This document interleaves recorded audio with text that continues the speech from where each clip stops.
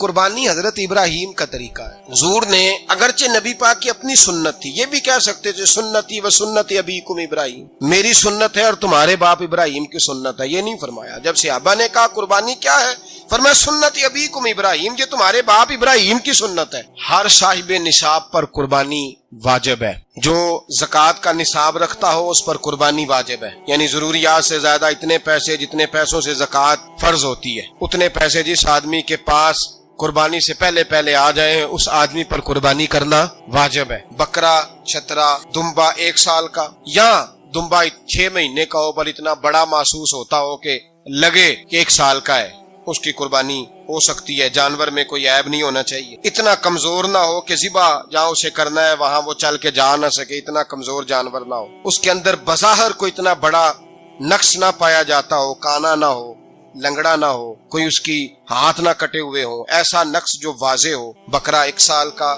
گائے اور بھینس یہ 2 سال کی، اونٹ 5 سال کا۔ اب اس میں یہ ہے کہ ہمارے بہت سارے دوست چونکہ ہم دیہاتی لوگ ہیں تو پوچھتے ہیں کہ دوندا نہیں ہے تو چوگا نہیں ہے، تو یہ ہماری پنجابی کی اصطلاحات ہیں، پنجابی کی۔ شریعت اسلامیہ نے سال بتائے ہیں، یہ تو ہم نے اپنی آسانی کے لیے یا دیہاتوں میں جو ماحول تھا اس طرح کا جانور لیں، خوبصورت جانور لیں۔ جو نصاب ہے وہ بھی میں نے آپ کو بتایا، لیکن ایک اور پہلو بھی ہے، نبی پاک صلی اللہ علیہ وسلم پہ زکوٰۃ کبھی فرض نہیں ہوئی، کبھی حضور پہ زکوٰۃ فرض نہیں ہوئی۔ نبی پاک صلی اللہ علیہ وسلم کے پاس اتنا سرمایہ کبھی اکٹھا ہوا ہی نہیں کہ زکوٰۃ فرض ہو، لیکن نبی پاک کے صحابہ فرماتے ہیں کہ مدینے کے 10 سالوں میں اللہ کے رسول نے ہر سال قربانی فرمائی ہے، ہر سال قربانی دی، اور جس سال حضور حج کرنے گئے اس سال اللہ کے نبی نے 63 اونٹ ذبح فرمائے، اور حضور صلی اللہ علیہ وسلم جب اونٹ ذبح کرنے لگتے نا تو صحابہ کہتے ہیں اونٹ خود دوڑ کے حضور کے سامنے آ کے لیٹ جاتا، اور نبی پاک اسے ذبح کرتے اور فرماتے ہیں ایک دوسرے کو دھکے دیتے ہیں اونٹ کے، پہلے میں نے جانا ہے ذبح ہونے کے لیے، پہلے میں نے، انہیں پتا تھا کہ جو مصطفیٰ کے ہاتھوں ذبح ہوگا وہ تو دائمی زندگی پا جائے گا، یہاں بھی وہاں بھی زندہ۔ 63 اونٹ ذبح کیے، ایک اونٹ میں کتنی قربانیاں ہوتی ہیں؟ 7۔ اب 63 کو 7 سے ضرب دو گے تو کتنی بنے گی؟ اور پھر نبی پاک صلی اللہ علیہ وسلم نے 10 سال مدینہ منورہ میں قربانی دی، ہر سال۔ اب وہ 63 اونٹ، ایک اونٹ میں 7 قربانیاں، ہر سال یہاں قربانی، اور مولا علی شیر خدا فرماتے ہیں نبی پاک 2 قربانیاں دیتے۔ میں نے کہا حضور 2 جانور ذبح کر رہے ہیں آپ، تو حضور نے فرمایا ایک میری طرف سے، ایک میری امت کی طرف سے، غریبوں کی طرف سے، اور حضرت علی کو حضور نے وصیت فرمائی تو 2 دیا کرے گا۔ یا رسول اللہ صلی اللہ علیہ وسلم میں غلام ہوں، خادم ہوں۔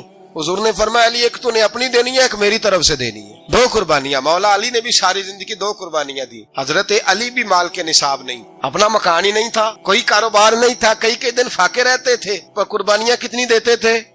2۔ ہمارے پاس ویسے اگر سسرال میں، میکے میں، کزنوں میں کچھ شادی ہو جائے تو 50-60 ہزار کا خرچہ برابر ہے، وہ پکا ہے، اور قربانی کی باری غریب ہو گئے، سارے غریب ہو گئے، کہتے نہیں یہاں مشکل ہے۔ او خدا کے بندے، اللہ کے ساتھ تجارت کر، اس کے راستے میں 1 دے گا، رب تجھے 70 گنا اضافہ کے ساتھ عطا فرمائے گا۔ قربانی مال کے نصاب پہ ہے، کوشش کیا کریں کہ اللہ کے راستے میں جب دینا ہو پھر لیت اللہ سے بچیں، خوبصورت جانور لائیں، جن کو اللہ نے توفیق دی ہے ان کے لیے نصیحت ہے، جن کو اللہ نے توفیق دی۔